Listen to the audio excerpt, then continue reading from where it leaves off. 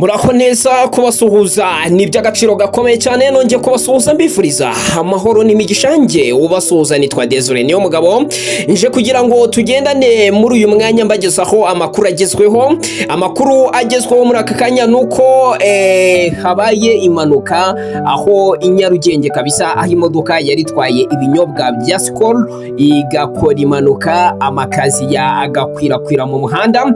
Hari uwaduteguriye inkuru kabisa yarakabaye, reka tumuhe umwanya atugezeho uko iyo mpanuka ibaye kabisa, tumuhaye ikaze.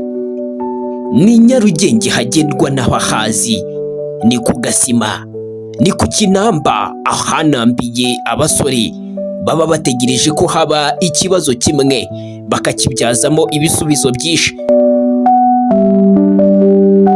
Ni kuri uyu wa gatatu itariki 4 z'ukwezi kwa gatatu umwaka w'2026 nibwo ikamyo yari itwaye ibinyobwa birimo ibinyobwa bya Skol hariya ku Kinamba Nyabugogo. Nibwo iyo kamyo yanyereye bicite hakorera impanuka, ibinyobwa byose amakaziya amakesi yose akwirakwira mu muhanda. Abari baraho baravuga ni imvoka y'imbwa impanuka ihiye, icyaka cyinshi cyane, inzara, inyota byari byabaganje muri bo. Baravuga ati Imana ituvomereye imvura y'imigisha, imvura y'ibinyobwa.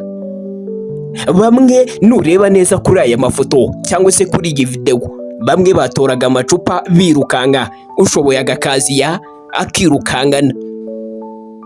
Nibatekereje igihombo cyangwa se iyo mpanuka igize, nibagiye kwegura shoferi, ahubwo bitewe n'inyota z'ikinyobwa birukase bafata amakaziya.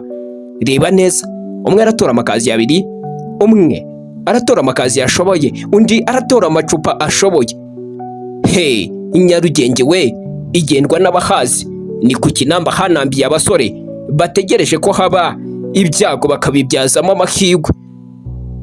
Nge nitwa Desire niyo mugabo, ibuke gukanda subscribe ndetse no kufollowinga kugira ngo n'undi munsi uzajya uhora umenya amakuru ku gihe.